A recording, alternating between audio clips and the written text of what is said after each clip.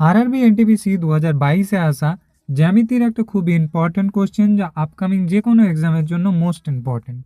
কি বলা হয়েছে না, একটি বৃত্তের কেন্দ্র থেকে 8 সেন্টিমিটার দূরত্বে অবস্থিত একটি জ্যা এর দৈর্ঘ্য যদি 30 সেন্টিমিটার হয়, তাহলে সেই বৃত্তের ব্যাসার্ধ আমাদেরকে কত হবে সেটা বার করতে বলা হয়েছে।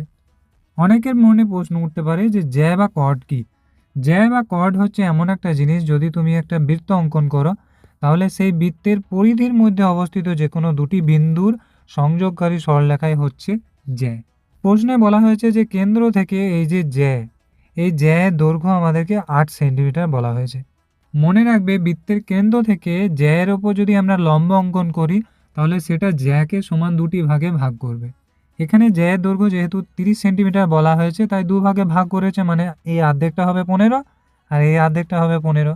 তাহলে এখান থেকে বৃত্তের ব্যাসার্ধ বার করতে গেলে আমাদেরকে কি করতে হবে? আমরা জানি যে বৃত্তের পরিধির মধ্যে কোনো একটি বিন্দু এবং কেন্দ্র বিন্দুর মধ্যে যে সরলরেখা, তার দৈর্ঘ্যকে আমরা ব্যাসার্ধ হিসাবে জানি। ছবিটা দেখলেই তোমরা বুঝতে পারবে যে এটা একটা সমকোণী ত্রিভুজ, যার একটি কোণ 90 ডিগ্রি, লম্ব দেওয়া আছে, ভূমি দেওয়া আছে। আমাদেরকে অতিভুজের দৈর্ঘ্য বের করতে হবে।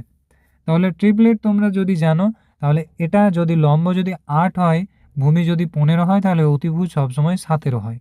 তোমরা চাইলে এটা বের করতে পারো কিভাবে না, অতিভুজ স্কোয়ার অর্থাৎ আর স্কোয়ার ইকুয়ালস টু লম্ব স্কোয়ার মানে 8 8 64 প্লাস ভূমি স্কোয়ার মানে 15 15 225।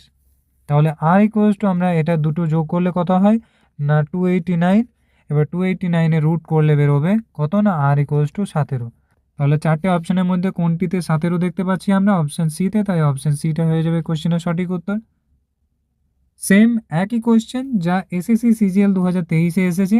যদি প্রথমের কোশ্চেনটা বুঝতে পেরেছো, তাহলে এই কোশ্চেনের উত্তর তোমরা অবশ্যই কমেন্টে জানানোর চেষ্টা করো। আর তোমরা যদি ট্রিপলেট সম্বন্ধে কোনো ধারণা না থেকে থাকে, অবশ্যই আমাকে কমেন্টে জানাবে। আমি ট্রিপলেট সম্বন্ধীয় কোনো একটা ভিডিও চ্যানেলে আপলোড করে দেবো।